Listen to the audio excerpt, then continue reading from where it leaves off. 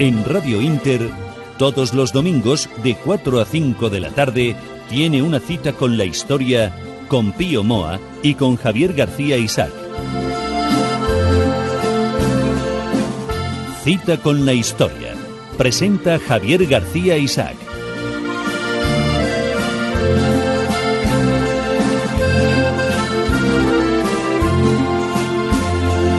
Pues muy buenas tardes, cita con la historia, cita con todos ustedes, cita con don Pío Moa, que hoy vuelve a estar aquí con nosotros después de esta Semana Santa, que hicimos el programa especial Místicos de España con Pedro Fernández de Barbadillo, pero siempre se le echa de menos a don Pío Moa. Bueno, espero. Eso es buena señal, ¿eh? Bueno, hoy vamos a tratar un tema interesante y yo creo que muy, no sé si la palabra es manipulado o muy tergiversado, que es Franco y la Segunda Guerra Mundial. Sí. Es un tema muy importante, pero bueno, antes vamos a insistir. Estoy muy afónico. Bueno, reiteramos una vez más, aunque resulte cansino, el llamamiento al apoyo al programa, porque no tenemos subvenciones ni las queremos. Las subvenciones eso es importante decirlo. Suelen tener un coste, ¿no? Sí. Sino que queremos que el programa se sostenga por el aprecio de los oyentes. De los oyentes. No. Esto es esencial, claro, para nosotros, porque esto nos da mucha mayor independencia. Y tenemos ya una cuenta de PayPal que facilita las aportaciones. La cuenta es Tiempo de Ideas Siglo XXI, todo junto, @gmail o gmail.com. Es decir, Tiempo de Ideas Siglo XXI @gmail.com. Eso todo es. Junto. Tiempo de Ideas Siglo XXI, siglo XXI en número romano, si no me equivoco. Sí, todo junto. @gmail.com.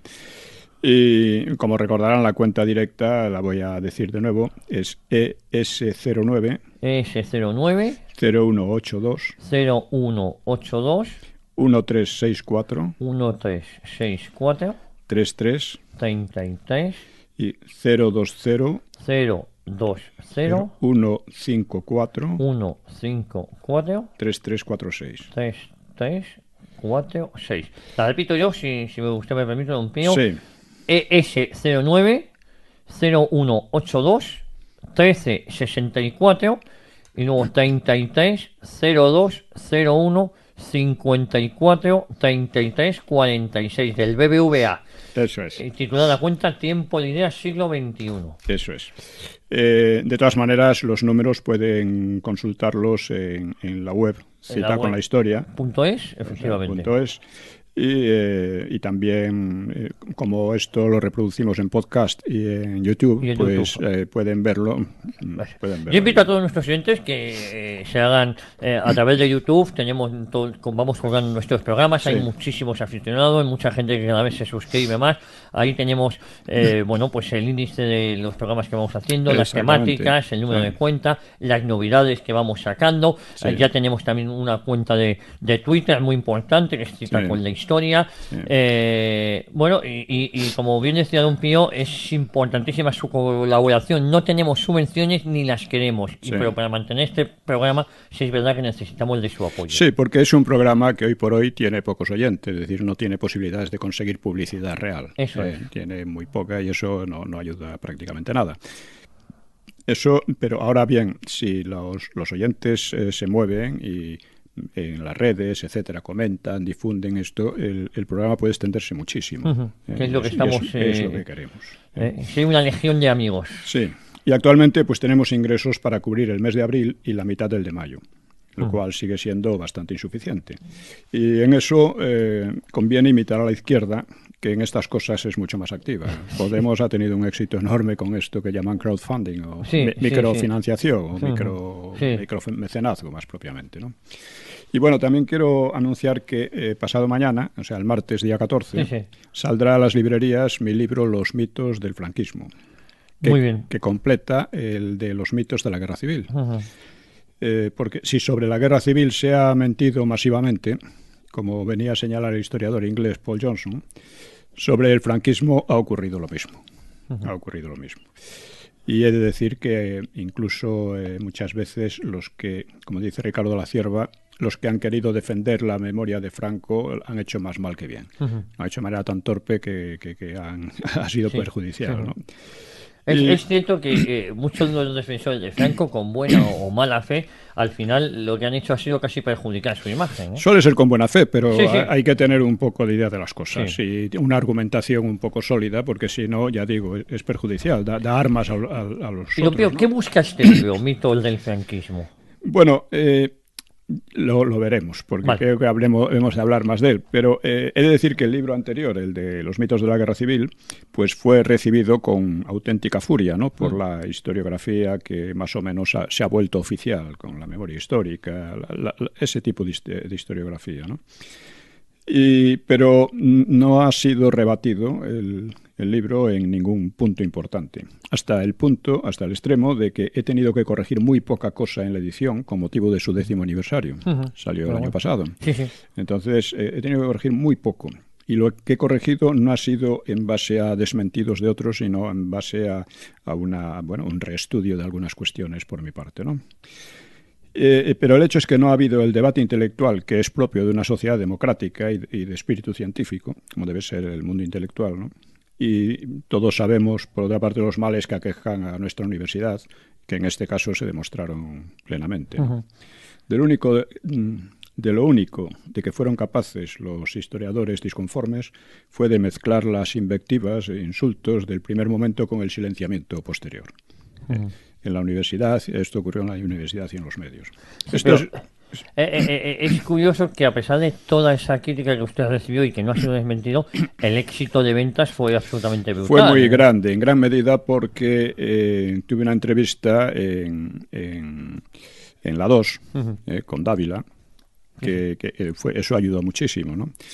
Porque fue muy vista. Lo que ocurre es que luego a Dávila casi lo crucifican los sindicatos y eso. Bueno, una cosa horrible que ya demuestra que esto es muy lamentable. Tiene algo de infantil, pero en el fondo es lamentable. Y como decía el historiador useño Stanley Payne, esa actitud es propia de regímenes dictatoriales como el soviético, ¿no? O el cubano, ¿no? Que intentan imponer una versión determinada de la historia desde el poder y rechazan el debate. Sí. Bueno, pues me temo que con este nuevo libro ocurrirá lo mismo. Sí, va a haber polémica. Que no la va a haber. Si la hubiera estaría bien. No va a haber insulto, pero no polémica. Claro, va a haber porque realmente, claro, nadie tiene la verdad absoluta, ¿no? Entonces el debate intelectual es esencial si queremos hacer algo serio. Pero lo que van a hacer es levantar un muro de silencio en torno a él. Y por eso también hago un llamamiento a los lectores para que imiten un poco también aquí el activismo de la izquierda y lo difundan de boca a oído y lo comenten en las redes sociales. Pues muy importante, 14 de abril ya está disponible en todas las librerías el último libro de don Pío Moa, el libro muy esperado, Mitos del franquismo. ¿Lo del 14 de abril es casualidad? Es casualidad, es casualidad. Pero vamos, tiene su simbolismo. No, tiene su simbolismo. Bueno, pues ya habrá tiempo de ir hablando de este libro, porque sí que me gustaría un día que dedicáramos un programa a hablar precisamente de los mitos del franquismo. Pues sí. Un programa para hablar de los mitos del franquismo. Sí, es muy necesario. Es muy necesario porque eso podría ser muy clarificador, ¿eh? Muy clarificador. Bueno, hoy el tema que nos ocupa. Sí, vamos a dejar hoy la parte de las puntualizaciones porque no tenemos tiempo. Por el tiempo, sí. Bueno, hoy vamos a ir directamente al tema Franco y la Segunda Guerra Mundial. Bien, esta es una de las cuestiones más mitificadas del franquismo y del antifranquismo, ¿no? Y es una de las más importantes porque, claro, que España se librase de la Guerra Mundial tuvo una repercusión enorme para España y también para el resto de Europa. O sea, una entrada de España en la Guerra Mundial podía haber significado, como mínimo, una prolongación de la guerra y una dificultad mucho mayor de ella. Y para España grandes desastres, pero indudablemente. Y precisamente como la lógica te dice, bueno, España no entró en la Guerra Mundial. ¿Quién puede ser el responsable principal de este hecho? Solo puede ser Franco. Y sin embargo, un montón de historiadores se han empeñado en decir que no, que Franco lo que quería era entrar a toda costa. Lo que pasa es que a Hitler no le convino, o porque pedía demasiado, o porque el ejército español era muy deficiente, o quién sabe. El que fue Hitler el que no quiso que España entrara en la guerra. Más o menos, es lo que sostiene Preston y otros muchos, ¿no? En fin, España evitó, es verdad que evitó el gran conflicto europeo y tuvo un efecto doble. Favoreció a los aliados anglosajones mucho más que a Alemania. En el aspecto táctico, el régimen hizo algunos favores a Alemania, pero en el aspecto estratégico la mera neutralidad fue importantísimo. A los aliados, ¿no? Bueno, esto lo entendió muy bien Churchill, ¿no? Y en ese sentido, ya digo, contribuyó a la victoria de los aliados, no porque la deseara Franco. Franco, en un momento dado, pues desde el primer momento no estaba a favor de unos ni de otros. Eso ya lo veremos, ¿no? Y a España, y bueno, libró a Inglaterra de un desastre que en algún momento pudo llegar a ser decisivo, ¿no? Y a España le ahorró torrentes de sangre y de lágrimas. La neutralidad española tuvo incidencia nacional e internacional realmente importante, y que hoy casi todo el mundo juzga positiva. Bien, pues como decía, el mérito, en principio, solo se le puede atribuir a Franco, ¿no? Porque era el que tenía la máxima responsabilidad política, pero desde hace años se ha creado una corriente interpretativa en contra. Además, muy en contra de muchos de sus ministros que querían la entrada de España. Bueno, algunos. Pero eso en quien decidía realmente era Franco, con algunos consejeros, como podía ser Carrero Blanco y alguno más, ¿no? En un momento dado también Serrano Súñer y demás. Según algunos autores, pues Franco deseaba realmente, incluso ardientemente, entrar en la guerra europea. Y si no llegó a ocurrir, pues como digo, se debería a que Hitler había prestado poca atención a los deseos del caudillo, porque lo consideraba innecesario, por lo que fuera. Luego, cuando Hitler invadió la Unión Soviética, la intervención española ya perdió cualquier interés, porque se centró su atención en el este, ¿no? En el este, en el frente del este. Sí. Y también suele atribuirse la neutralidad al supuesto soborno inglés a varios generales franquistas para que impidieran la beligerancia de España. Todas estas cosas las vamos a tratar. Pero incluso hay algún político y empresario useño, Myron Taylor, se atribuye el mérito de la neutralidad española, ¿no? En fin, es ir demasiado lejos, ¿no? Pues estas versiones, ya digo, las han sostenido Preston, el profesor Marquina, Ludwig Mies, Reich Tapia y muchos otros, ¿no? Que han dispuesto de un amplio eco mediático y han difundido sus versiones, que no siempre coincidían unas entre sí y a veces eran contradictorias. Y que desde luego sus versiones prescinden de la situación estratégica y política de la época y de sus cambios, los cambios bruscos de aquellos años, así como de documentos esenciales que aquí vamos a ver un poco y que realmente disipan cualquier duda sobre esta cuestión, ¿no? Bien, para situar en su lugar los hechos y su evolución, pues debemos retrotraernos a la Guerra Civil Española. Mientras durante la guerra, en 1938, las tensiones en el resto de Europa se agravaron y en septiembre del 38, que fue durante la Batalla del Ebro, la exigencia de Hitler de absorber la región checoslovaca de los Sudetes, poblada mayoritariamente por alemanes, estuvo a punto de desatar las hostilidades. La había empezado un año antes. Exactamente. Al final, Francia e Inglaterra cedieron en los acuerdos de Múnich y la guerra europea se retrasó un año. Pues bien, la actitud de Franco fue diametralmente opuesta a la de Negrín y el Frente Popular, que deseaban la entrada en la guerra. Deseaban la guerra europea. Les convenía. Claro, les convenía. Franco sentía la guerra europea como una maldición, por sí misma y por sus repercusiones en España, mientras que Negrín la deseaba como una bendición, lo cual era lógico porque Negrín estaba llevándolas de perder y pensaba que con una guerra europea se iba a salvar. Que era el mismo teatro de operaciones para todos. Sí, porque claro, pensaba que Francia se vería obligada a invadir España, alterando a favor de las izquierdas el curso de la guerra civil. Cosa menos probable de lo que Negrín pensaba, porque la guerra estalló de una manera inimaginable para casi todo el mundo. Claro, ¿no?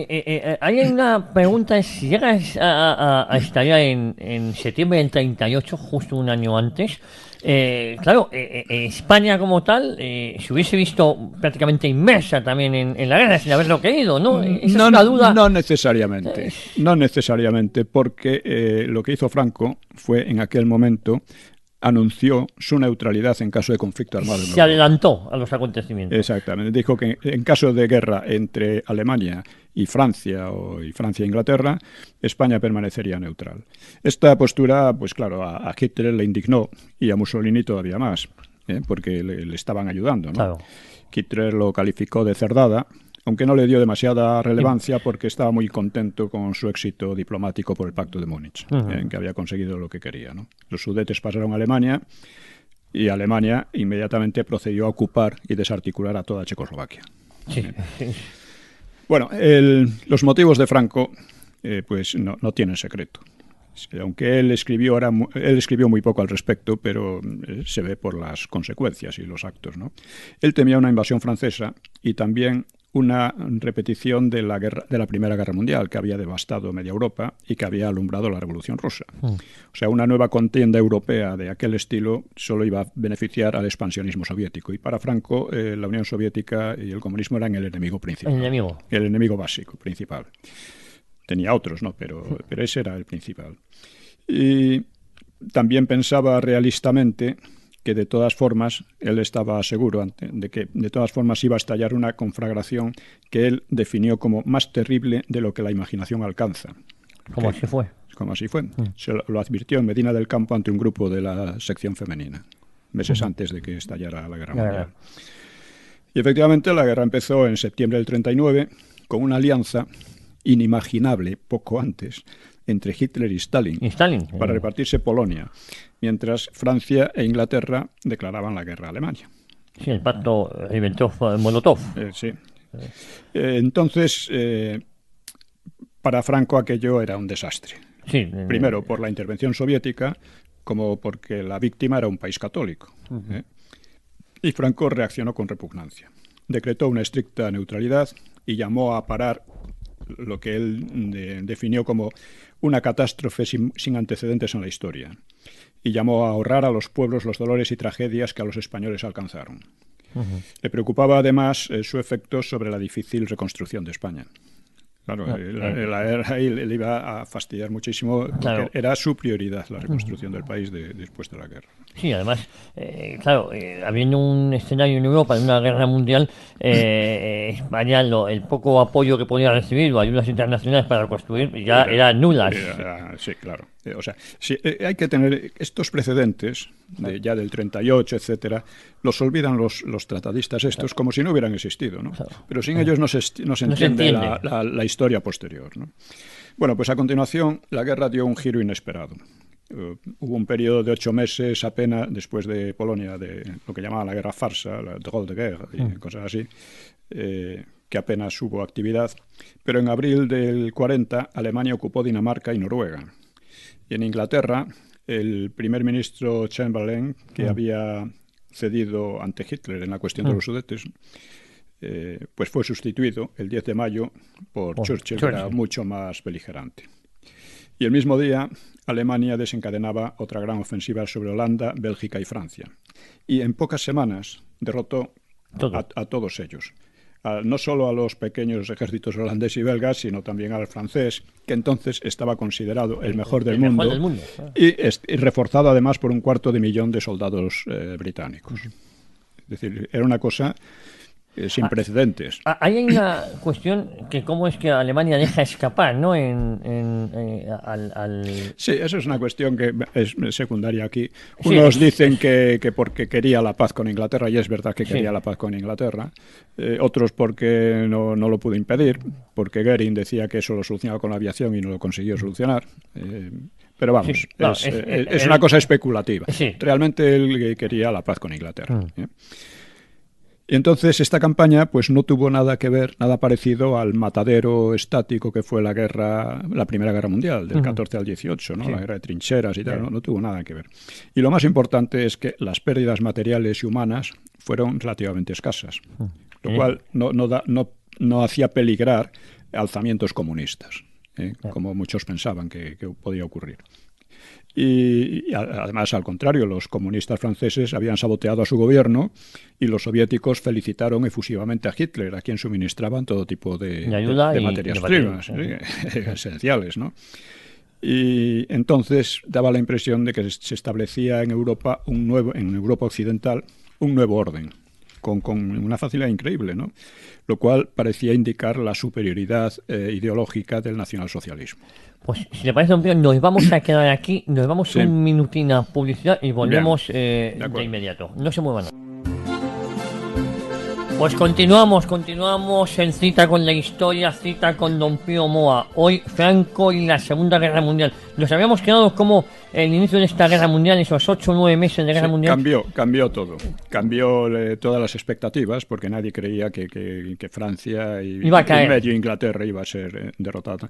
Y el 3 de junio, cuando ya faltaba poco para que para que Francia cayera. Franco escribió a Hitler y le expresó textualmente su deseo de no permanecer ajeno a sus preocupaciones y su satisfacción de prestarle en cada momento los servicios que usted considere más valiosos. Entonces, esto se ha interpretado como un apoyo incondicional. Al mismo tiempo, sugería, en falso, ¿no?, que los alemanes y españoles habían luchado juntos contra los recién derrotados franceses e ingleses, lo cual no es cierto, y excusaba su neutralidad en la necesidad de proteger las Canarias y las Baleares y de reconstruir el país. Bien, este telegrama, este escrito, ha sido juzgado casi siempre como prueba de que estaba dispuesto a entrar en la guerra al lado de Alemania.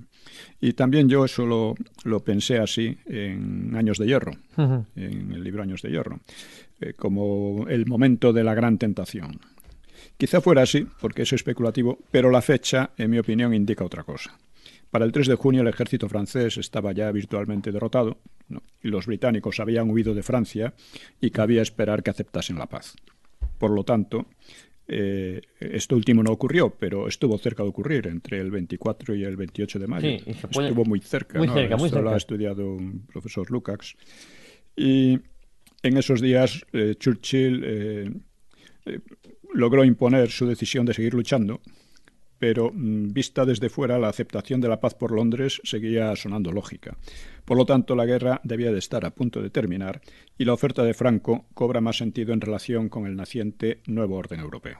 Claro, sí, de alinearse con ese orden o no mostrarse beligerante. Claro, marginarse. No, porque ya no hacía, en ese momento prácticamente ya no hacía falta entrar en guerra. La guerra parecía completamente solventada, ¿no? Sí, entonces, finiquitada. Claro, entonces yo creo que la oferta de Franco a Hitler cobra más sentido en relación con el nuevo orden europeo que parecía nacer, ¿no? Porque marginarse de él sería inconveniente y sería peligroso para Franco, y más aún malquistarse con el amo del continente, cuyas tropas estaban a punto de asomarse a los Pirineos.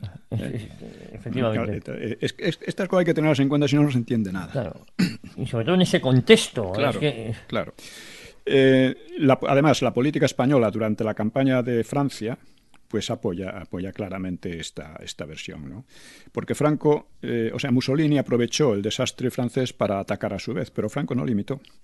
En los primeros días, Francia adoptó una postura intimidatoria hacia España, pero que pronto, ante sus derrotas, cedió ante una desmoralizada petición a Madrid para que mediase con Berlín y Roma, cosa que Franco tampoco estaba muy en condiciones de hacer, ¿no?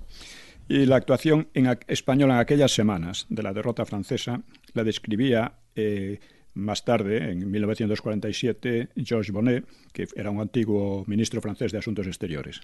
Decía: durante la lucha España había suministrado a Francia materias primas y el Marruecos francés pudo dejarse indefenso para enviar tropas a la metrópoli sin el menor peligro. Sí, porque España no iba a atacar, no tenía ninguna voluntad. No. Sí. Un telegrama del embajador de España en Francia, Lequerica, al ministro de Asuntos Exteriores, Beigbeder, en el 24 de junio, pues daba cuenta de la gran satisfacción del gobierno galo ante la renuncia de Italia a ocupar los puertos franceses del Mediterráneo, gestión en la que había mediado España a favor de Francia. Es decir, está muy claro. Franco pensaba, por una parte, Alemania va a imponer un nuevo orden. conviene estar con él. Pero al mismo tiempo no tenía la menor intención de atacar a Francia ni a Inglaterra. No, porque para él lo primero era reconstruir el país. Sí. No estaba en condiciones ni le apetecía, yo creo tampoco, ¿no? No, ni estaba en condiciones ni le apetecía. Él era muy... Dice, es más, el 23 de septiembre Franco escribía a Serrano Súñer: una cosa es que los españoles sean entusiastas de Alemania y otra el tomar posturas de mal gusto con los vencidos. O sea, era una concepción que hay que tener en cuenta todas estas cosas, ¿no? Y por parte alemana, los alemanes se quejaban porque Johannes Bernhard, que había creado la empresa Gismarrovak, que había cubierto la ayuda a Franco durante la Guerra Civil, pues se quejaba también en junio. Dice: no hemos recibido del Estado español pago alguno que pudiera ser utilizado para la adquisición de materias primas, no obstante la enorme escasez de materias primas que sufre Alemania. Alemania, durante su gran lucha, no ha obtenido nada de los créditos emanados del apoyo prestado en su tiempo a España, sino al contrario. En vez de ayudar, Madrid pedía más ayuda a Berlín a cambio de casi nada. Era la queja alemana. Sí. Y en gran parte la verdad. Esto deja en evidencia a aquellos que dicen que Franco tiene intención de entrar en la Guerra Mundial. Bueno, esto y todo, porque vamos a ver mucho más, ¿no? El único movimiento español interpretable como hostil fue la declaración de no beligerancia, el 12 de junio, y la ocupación de la ciudad internacionalizada de Tánger el día 14, ¿no? Pero esta ocupación se adelantaba a la ocupación que se rumoreaba de las fuerzas franco-británicas y tenía base legal, porque España quedaba como la única no beligerante entre las potencias administradoras, que eran España, Inglaterra y Francia, administradoras de Tánger. Claro. Entonces, como estaban en guerra, eso era una cuestión distinta, ¿no? Y Londres, además es curioso, Londres, que temía una posible hostilidad de Franco, aceptó la ocupación de Tánger. Garantizó que no violaría la soberanía española y hasta ofreció disposición a negociar al final de la guerra todos los problemas y aspiraciones españolas, incluido Gibraltar. Que ahí teníamos, a lo mejor... Aunque sin la menor intención de cumplir.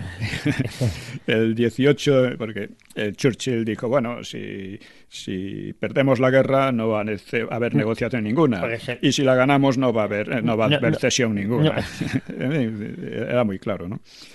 El 18 de julio, aniversario del alzamiento, Franco reivindicó Gibraltar y habló de movilizar a 2 millones de soldados, pero no hizo nada práctico contra los intereses ingleses. Mantuvo la neutralidad, ¿no? Como puede observarse, Franco hacía movimientos contradictorios en apariencia y bajo los cuales había una línea fundamental bien clara: no entrar en la guerra. Esto lo apreció enseguida el embajador inglés Samuel Hoare, que vino. Dice: vi lo suficiente en él, en Franco y en quienes le rodeaban para comprender que lo único que nos unía era nuestro común deseo de mantener a España fuera de la guerra. Pero lo dice Hoare, el embajador. El embajador llegado aquí, británico. Claro, que además le tenía verdadera tirria a Franco. O sea, le tenía verdadero odio, ¿no? Sí. Bueno, pero el mismo embajador reconoce que España, que Franco no tiene ninguna intención de participar en la Segunda Guerra Mundial. Sí, porque lo veía. Dice: para Hitler la intervención española tampoco tenía en aquel momento interés, mientras especulaba con hacer la paz con Londres. En fin, creía que tenía ya ganada la guerra. Y en su estrategia, una estrategia desmesurada, pues la Europa recién conquistada tenía un valor secundario también, porque era como una cobertura de su retaguardia a fin de evitar la lucha en dos frentes cuando atacase a la Unión Soviética, que era momentáneamente amiga, pero era el objetivo fundamental de la guerra para ocuparla, colonizarla como espacio vital.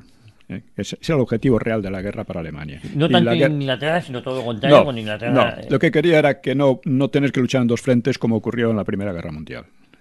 Entonces, primero se garantizó una retaguardia en el oeste para poder atacar en el este. Por eso ofreció la paz a Inglaterra y concedió a Francia un armisticio bastante generoso. O sea, un tercio del país, que era la Francia de Vichy, dirigida por el mariscal Pétain, quedó prácticamente independiente, ¿no? Hasta que cesara la resistencia inglesa. Cuando cesara la resistencia inglesa se unificaría el país. Entonces Francia entera, bueno, menos las regiones de Alsacia y Lorena, pues recobraría toda la independencia. Y en esa estrategia España no cumplía ningún papel. Está claro. No era importante ahí. Pero el hecho de que Churchill optara por la guerra cambió todo el panorama. Hitler pensó invadir la isla sin mucho empeño y luego trató de doblegarla con una ofensiva aérea, la batalla de Inglaterra. Los ingleses la ganaron, esa es la cuestión. Y ese giro solo podía aumentar la desgana de Franco a intervenir. Pero a Hitler le pasaba lo contrario. Renunciar a invadir Gran Bretaña y prever un futuro choque con USA. Ante esto, pues diseñó un ambicioso plan para tomar Gibraltar, llamaba la Operación Félix, y para establecer bases en la costa atlántica de Marruecos y en las Islas Canarias, con el fin de impedir allí cualquier desembarco anglosajón, el cual ese desembarco se produjo a finales del 42, la Operación Torch. Donde España miró, no miró a otro lado, sino que poco hizo para evitarlo. No hizo nada, no. Y claro, el designio alemán pues implicaba entenderse con España, con Francia y con Italia, lo cual era un problema difícil porque cada una de ellas, de estos países, tenía sus propias aspiraciones e intereses en el Magreb. Y en todo caso, Gibraltar era la clave y por ello la postura de España pues tomó un valor decisivo, ¿no? Y por ello también Berlín presionó a Madrid todo lo que pudo para arrastrarlo al conflicto. Y en pocos meses los intereses de Hitler habían dado un vuelco. De no preocuparse por el tal, a decir esto es fundamental. Es fundamental el apoyo de España. O sea, para Londres la posesión de Gibraltar tenía un valor enorme. En palabras de Hoare, durante siglos el dominio del Mediterráneo había sido uno de los principios fundamentales de la política británica. Sin él habría sido imposible mantener el imperio británico.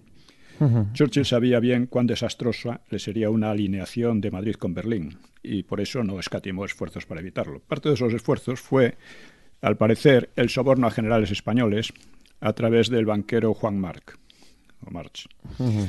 En teoría, estos generales habrían recibido gruesas sumas y muchos militares, o sea, incluido Yagüe, que siempre fue germanófilo. Y la cuantía mayor, $2 millones, que es, lo habrían hecho multimillonario, ¿no? Habría ido al bolsillo de Aranda, que siempre vivió modestamente. O sea, no hay pruebas. No hay pruebas de la recepción de tales sobornos. Y Aranda,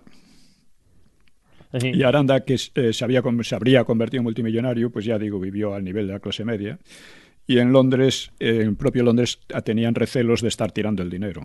Dice, no se saben si ese dinero llegaba a algún general español. Anthony Eden, que era el ministro de Asuntos Exteriores, entonces decía, esa gente con la que tratamos, o parte de ella, es venal, y por tanto capaz de vendernos, de venderlos a los alemanes. Recoger el dinero y tenían, dice. Y también mostraban escepticismo sobre el rendimiento de aquellas costosas operaciones, pero gastaron mucho dinero por el temor que tenían de lo que pudiera pasar aquí, ¿no? Y por otra parte cabe la presunción de que March cobrara su intermediación con mucha más generosidad de lo estipulado. De lo estipulado. Eso puede encajar también, ¿eh? Puede encajar, no se sabe. Sí. En realidad la decisión pertenecía a Franco. Ninguno de esos generales tenía ninguna influencia real, y el que más pudo influirle fue Carrero Blanco, que era absolutamente insobornable, ¿no? Eso lo reconocen todos, ¿no? Por lo tanto, se trató de un dispendio inútil. Además, Franco recibía confidencias del almirante Canaris, jefe del Abwehr, del servicio secreto alemán, que era el principal servicio de espionaje alemán, ¿no? Y a Canaris le desaconsejaba participar en el conflicto. Canaris estaba sirviendo más a Franco que a Hitler, curiosamente, ¿no? Pero si luego, una vez que se suicida Hitler, es Canaris el que ocupa la... No, perdón. Es Dönitz. Dönitz, el almirante Dönitz. Sí. Digo Canaris. Sí, bueno, a partir de septiembre, Hitler, estamos en el año 40, ¿no? Hitler indicó a Ribbentrop que instruyese a su embajador en Madrid. Dice, ahora queremos la pronta entrada de España en guerra. Franco aceptó, claro, no podía decir no. Pero pidió ingentes ayudas en víveres y armas y vastas compensaciones coloniales a costa de Francia. Eso iba dificultando... Claro, dice, se ha debatido mucho sobre si esas exigencias eran o no un artificio para seguir neutral. Yo creo que la discusión es más bien ociosa, ¿no? Franco no ignoraba el interés de Hitler de no perjudicar a Francia. porque el ejército francés seguía siendo muy importante y podía ser decisivo en Marruecos, mientras que el español era inferior, claramente, ¿no? Además, Francia tenía una flota fundamental, ¿no? Que pertenecía a Francia, no la ocuparon los alemanes, ni mucho menos, ¿no? Y además Franco sabía que Alemania no podía atender sus demandas de alimentos y materias diversas, ¿no? Vamos, Franco empezó a poner una serie de condiciones que eran inasumibles por parte de Alemania. Claro.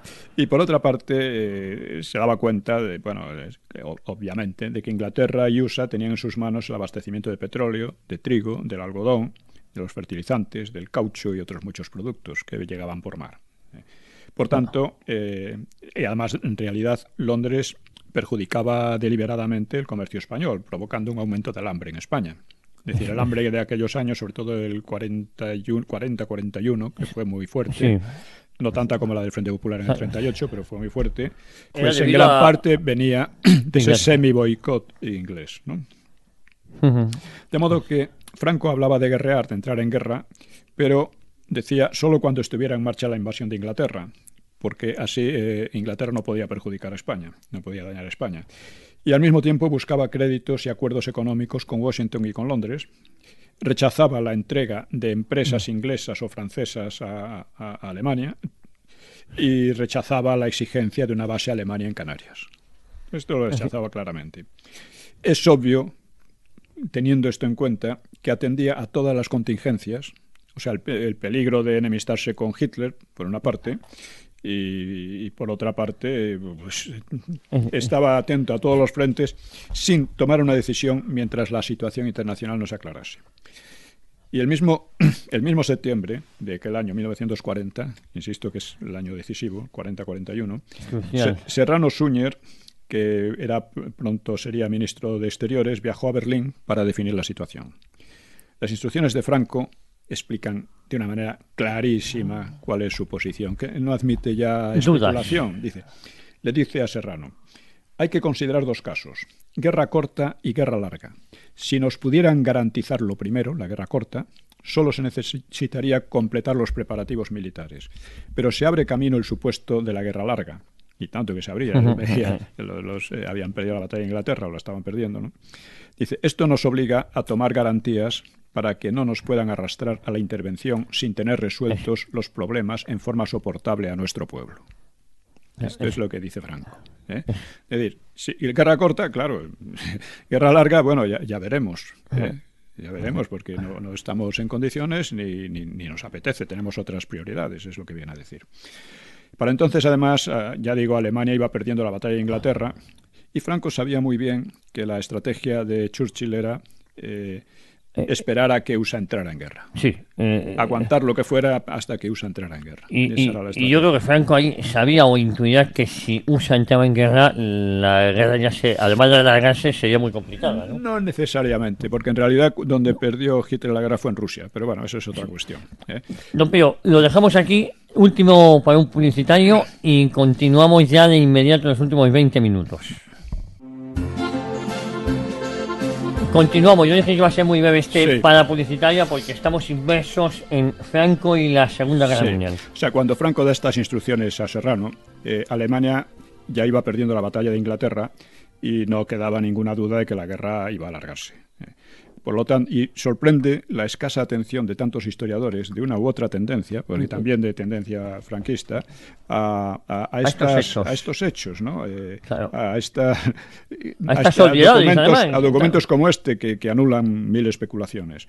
Mussolini interpretó muy correctamente que Franco pensaba entrar en la guerra en el último momento y al menor coste. Así que le advirtió que si no participaba en la lucha tampoco lo haría en el reparto. Y desde luego no. Otra cosa que algunos han dicho es que Franco engañaba a Hitler. Eso no es verdad. O sea, creo inútil buscar ahí cinismo o deseos de hacer trampas, ¿no?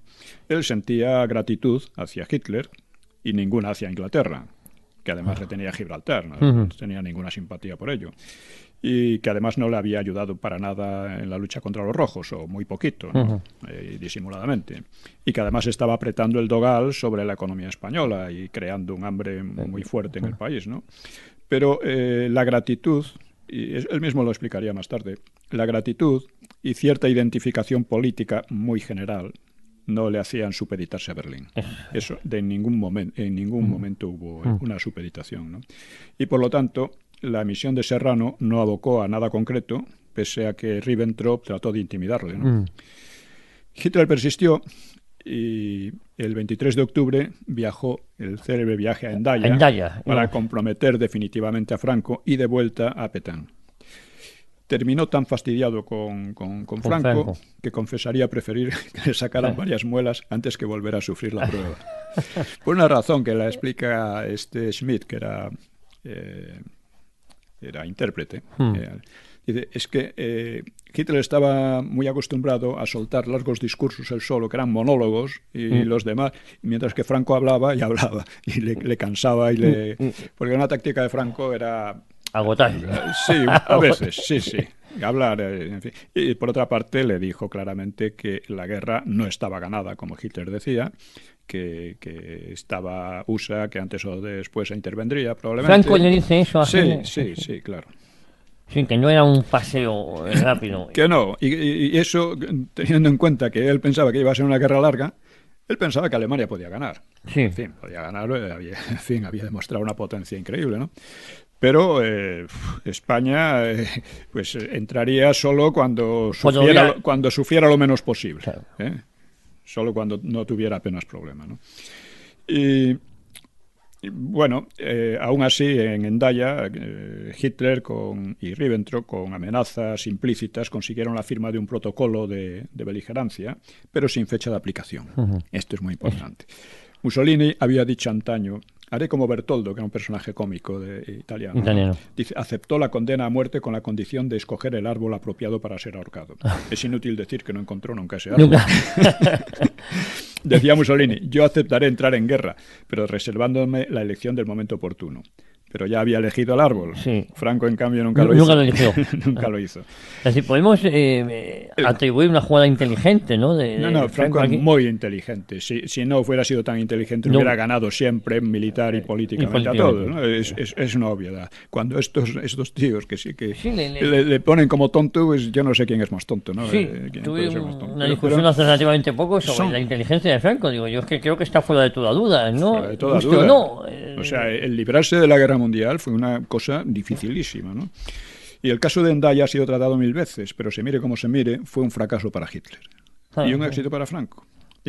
Y al Führer, a Hitler, aún le esperaba un nuevo revés aquel mes de octubre del 40, tan desastroso, después de un año de increíbles victorias. Su amigo Mussolini estaba a punto de invadir Grecia. Una loca aventura, como él la calificó. Hitler lo supo en el último momento y viajó a toda velocidad a Italia para disuadir a Mussolini, al duce. Pero cuando llegó el 28, el ataque estaba en marcha. Sí. Aquella acción de Mussolini iba a tener graves consecuencias para Alemania. O sea, la ayuda de Mussolini fue nefasta para los alemanes. Sí, pues efectivamente luego tuvo que mandar tropas a Grecia. Franco, que le irritó mucho aquello, escribió a Hitler el 3 de noviembre contra el ataque a un país que no era hostil y que podía alterar la situación en el Mediterráneo. Y Hitler comunicó al general Guderian que el suceso alejó a Franco del eje Roma-Berlín. Pues, dice él, pues no quería unirse a tan veleidosos compañeros. Así que eso... O sea, la entrevista de Hendaya ha recibido una atención desmedida, sea para ensalzar o para denigrar a Franco, pero en realidad no fue determinante en ningún sentido. Marquina, Preston y los demás lo explican como una prueba de que Hitler tenía interés en la colaboración francesa, pero apenas en la española. Marquina llega a calificar la reunión un tanto grotescamente de trato de ganado de segunda categoría, atribuyendo por las buenas esta apreciación a Hitler. O sea, son de una arbitrariedad que asombra. En cuanto vas a los documentos dicen, pero ¿qué manera es esta? Sí, ¿de dónde sacó estas conclusiones? ¿O no han leído los mismos documentos? O a lo mejor no ha habido molestia en investigar, ¿no? Sí. No, lo que ha habido molestia es en denigrar a Franco, pase lo que pase, ¿no? Dice, según Marquina, Franco estaba empeñado en entrar en la guerra y el alemán no se lo pidió siquiera, más bien lo contuvo. Y para eso Hitler había viajado hasta Hendaya y sostenido una conversación interminable de la que salió furioso. Para decirle a Franco que no entrara en la guerra. Por lo demás, Hitler tampoco sacó nada de su entrevista con Pétain en Montoire, en otro sitio cerca, vamos, en Francia. Y estos dos fracasos iban a provocar en Hitler accesos de furia y le darían pie en los años siguientes a amargos reproches contra unos amigos tan ingratos. Sí, como Pétain y como... Y sobre todo Franco. Sobre todo Pétain Franco, no era Pétain... amigo suyo, pero Franco le había ayudado a Franco, eso es la verdad. En realidad fueron dos fracasos que habían nacido de otro inmediatamente anterior, y que es la batalla de Inglaterra. De haber ganado a Alemania la batalla y segura ya su retaguardia para su gran proyecto de Rusia, Hitler no habría tenido la menor necesidad de España ni de Francia. Luego Pétain pagó muy caro, porque hay muchas interpretaciones, ¿no? El papel de Pétain, si fue un... colaboracionista. O mantener un equilibrio, ¿no? Eso es otra cuestión, que no vamos a traer aquí porque sería eterna. No sé, sí. Pero, o sea, aunque Hitler no fue derrotado por Inglaterra, pero sí fracasó. Y entonces su interés por España se volvió acuciante, ¿no? Y por la misma razón, una guerra previsiblemente larga, Franco resolvió moverse con pies de plomo y no meterse... Pero es que está tan claro en los documentos, ¿no?, que dicen que es asombroso todas estas especulaciones baratas, ¿no? Sí, pero además está claro en los... Claro, es más, en enero del 41 la situación para el eje se ponía muy fea, porque los italianos habían sido repelidos por los griegos y habían sido aplastados por los ingleses en Libia. Hitler, que planeaba ya el ataque a la Unión Soviética, tuvo que aplazarlo para preparar una ofensiva por los Balcanes y enviar el Afrika Korps a Libia. A Libia. Y pese a su frustración de Hendaya, reforzó su presión sobre Madrid, mientras Franco daba largas y pretextos, alguno tan absurdo como que el invierno español impediría el paso de tropas alemanas contra Gibraltar. Por fin, el 6 de febrero, Hitler escribió una larga carta a Franco. Voy a leer una parte de ella, ¿no? Dice, esta carta y la respuesta de Franco clarifican definitivamente la cuestión de la neutralidad, ¿no?, que han suscitado así tan artificiosamente esto. Dice. Hitler reprochaba a Franco no haber resuelto ya la toma de Gibraltar, que, dice Hitler, habría dado un vuelco inmediato a la situación en el Mediterráneo y ayudado a definir la historia del mundo. Y no exageraba mucho. Habría vedado el Mediterráneo occidental a los ingleses, habría respaldado la ofensiva prevista por Libia y habría permitido la ocupación de la costa atlántica del Magreb, que era lo que quería él. El almirante Raeder había elaborado un plan que no fue aplicado, pero que era muy factible en aquel momento, y que sería que la Wehrmacht atacara en fuerza, o sea, el ejército alemán atacara en fuerza para llegar al Oriente Próximo, con lo cual privaba del petróleo a los ingleses y amenazaba desde el sur a la Unión Soviética, cuya invasión estaba prevista para meses después. Bueno, seguía Hitler. Realmente con amargura, dice: lamento profundamente, caudillo, su parecer y actitud.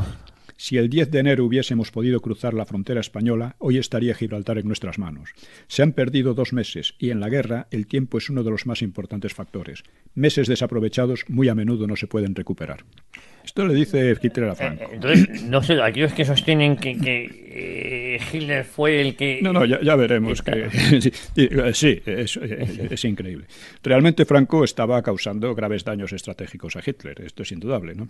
Y Hitler sospechaba connivencias con Londres a cambio de víveres y le advertía a Franco que Inglaterra quería retrasar la entrada de España en guerra, paralizarla y con ello incrementar sus dificultades permanentemente y así poder finalmente derrocar al actual régimen español. Nunca le perdonarán su victoria, caudillo. Y aun si Londres, decía Hitler, en un arrebato sentimental nunca visto hasta ahora en su historia, quisiera pensar de otro modo, no le sería posible ayudar realmente a España, en una época en que ella misma está obligada a rigurosas reducciones en su nivel de vida. ¿Cuál era cierto? También le reprochaba a Franco sus excesivas ambiciones en África. Decía, la mayor parte del inmenso coste en sangre en esta lucha lo soporta hasta ahora Alemania en primer lugar y luego Italia. Y ambos, a pesar de ello, solamente han presentado modestas reivindicaciones. En fin, te decía, estando comprometidos en una lucha a vida o muerte, debemos atender a la suprema lección de que en tiempos tan difíciles más puede salvar a los pueblos un corazón valeroso que una, al parecer, inteligente precaución. Además, Hitler se molestó en rebatir las excusas de Franco. Dice, Alemania ya se declaró presta a suministrar cereales en las máximas cantidades posibles tan pronto España se comprometiera a entrar en la guerra. Por ello sería una falsedad afirmar que España, lo ponía entre exclamaciones, que España no pudo entrar en la guerra porque no recibió prestaciones anticipadas. Es subrayado, ¿no? Cuando volvía a hacer constar que Alemania enviaría cereales, el almirante Canaris recibió la respuesta definitiva de que tal suministro no era lo decisivo, pues no podía alcanzar un efecto práctico su transporte por ferrocarril. Luego, tras haber dispuesto nosotros baterías y aviones de bombardeo en picado para las Islas Canarias, se nos dijo que tampoco esto era decisivo, ya que las islas no podrían sostenerse más de 6 meses por la escasez de provisiones. Con evidente exasperación concluía Hitler que no se trata de asuntos económicos, sino de otros intereses, queda patente en la última declaración, pretendiendo que por causas meteorológicas no podría realizarse un despliegue en España en esta época del año. No puedo entender cómo sería imposible por razones meteorológicas lo que antes se quiso considerar imposible por razones económicas. No creo que el ejército alemán se vea dificultado en enero por el clima, que para nosotros no tiene nada de extraño. En fin, en la carta explicita además la realidad de Hendaya. Dice, cuando nos reunimos, mi prioridad, cuando nos reunimos en Hendaya, claro, era convencerle a usted, caudillo, de la necesidad de una acción conjunta de aquellos estados cuyos intereses, al fin y al cabo, están indisolublemente asociados. Era su prioridad, claramente. ¿Cómo puede negarlo nadie? Pero, aunque al parecer Preston, Marquina, Mes y no han leído esta carta, es posible que no hayan leído. No han leído necesariamente. No, ya imagino. Pero por lo visto conocían las aspiraciones y designios de Hitler mejor que el propio Hitler. Sí, ¿no? Sí. A pesar de lo que Hitler manifestó. Es algo tremendo, ¿no? Dice, y no menos interés tiene el tono del documento, que es persuasivo y casi implorante tras haber fracasado 10 días antes un ultimátum de Ribbentrop. Y realmente es curioso porque ante los perjuicios que Madrid causaba, Hitler tenía poder de sobra para imponerse por la fuerza. Y estuvo tentado de hacerlo, pero no lo hizo. Y sabemos más o menos por qué. Temía enfangarse en una reedición del laberinto napoleónico mientras preparaba el ataque a Rusia. Sí. Por ello trató de obtener el acuerdo español, alternando la combinación y la persuasión.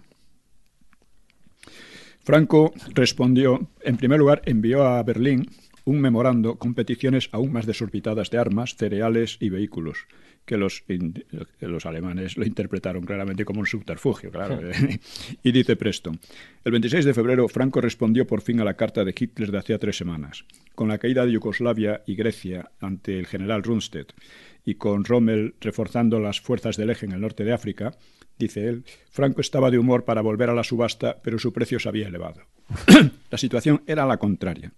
El eje seguía en mala posición en los Balcanes y en África, y Rundstedt, fue el general List, y Rommel solo comenzarían sus campañas semanas más tarde.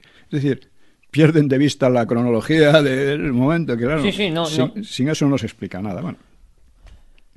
Y Franco pues respondió con una extraña insolencia, desde luego involuntaria, ante quien le había subrayado la importancia del factor tiempo. ¿Cómo vamos de...? Nos quedan 2 minutos. ¿2? Sí. Bueno, la carta de Franco ya está, en fin.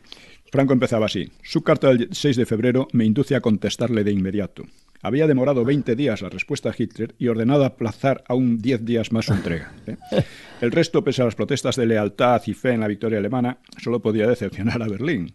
Claro, el caudillo pasaba por alto los argumentos hitlerianos, reiterando que la economía es la única responsable de que hasta la fecha no se haya podido fijar el momento de intervención en España. Dice, seguro que usted puede comprender que en una época en que el pueblo español padece hambruna y conoce todo tipo de privaciones y sacrificios, es poco apropiado pedirle nuevos sacrificios. E interpretaba la firma de forma casi ofensiva las frases del Führer sobre la pérdida de tiempo y ocasiones estratégicas. El tiempo transcurrido hasta ahora no es tiempo totalmente perdido. Desde luego que no hemos recibido tanta cantidad de cereales como la que usted nos ofrece, pero sí una parte de las necesidades diarias del pueblo para el pan cotidiano. Exponía el deseo de que las negociaciones se aceleren todo lo posible. Para ese fin, le he enviado hace unos días algunos datos sobre nuestras necesidades, las exageradas peticiones, y añadía para mayor injuria. Estos datos se pueden revisar de nuevo, ordenar, justificar y volver a tratar sobre ellos, con el fin, dice, de llegar a una decisión rápida. O sea, esta es una especie de descaro, y lo de la meteorología, dice, solamente era una respuesta a su indicación, pero en ningún caso un pretexto para aplazar indefinidamente lo que en el momento adecuado será nuestro deber. mostraba su acuerdo con el cierre de Gibraltar, pero exigía el simultáneo de Suez. Negaba que sus reivindicaciones coloniales fueran abusivas. Dice, mucho menos cuando se tiene en cuenta los enormes sacrificios del pueblo español en una guerra que fue precursora de la guerra actual. En fin, el acta de Hendaya, permítame que se lo diga, debe considerarse hoy como obsoleta. Bueno, y como no hay tiempo para nada, pero esto es suficiente. Nos queda un minuto. Yo creo que esto es más que suficiente y yo creo que lo más clarificador es la carta de Hitler a Franco. Porque claro, Franco al final en su carta se defiende, ¿no? Sí, no, pero sigue dando largas. Está claro, ¿no? Franco lo que está diciendo es que si no se tiene en cuenta, primero, la cronología, segundo, la evolución de la situación, Franco no podía oponerse abiertamente a Hitler. Tiene que decir sí, pero no. Porque además él se daba cuenta que, vamos a ver, él podía adoptar la decisión de entrar en la guerra. Decir, bueno, como Alemania va a ganar, pues nos conviene entrar, aunque suframos sangre, sudor y lágrimas, como decía Churchill, ¿no? Eso lo podía. Pero él se daba cuenta también de que podía perder, que España, no solo que podía perder, sino que España saldría de la guerra, aunque saliera vencedora, saldría destrozada. Debilitada. Y entonces una España destrozada no tendría poder político ninguno y quedaría completamente supeditada a Alemania. Estas cosas son obvias. Cualquiera que tenga dos dedos al frente las ve. Y aunque Franco no escribió sobre eso, está clarísimo en la parte documental que tenemos y los hechos. Pues don Pío, muchísimas gracias por esta clase magistral y sobre todo por clarificar a todos nuestros oyentes el papel de Franco durante la Segunda Guerra Mundial. Bueno, yo no doy clases magistrales. No, bueno. Esto es más bien, quiero que tenga un toque un poco informal, pero que al mismo tiempo que sea muy ilustrativo. Y riguroso. Exactamente. A eso me refería con lo de clase magistral, sino a la rigurosidad de los datos que usted aporta aquí, en este programa. Bueno, la próxima semana más. La próxima semana volveremos a tomar el pulso a esto. El pulso a esto. Bueno, y felicidades por su libro. Recordar a todos nuestros oyentes que el 14 de abril sale en todas las librerías Los mitos del franquismo. Muchísimas gracias, don Pío. Muchas gracias. Muchísimas gracias a todos ustedes. Nos escuchamos aquí el próximo domingo.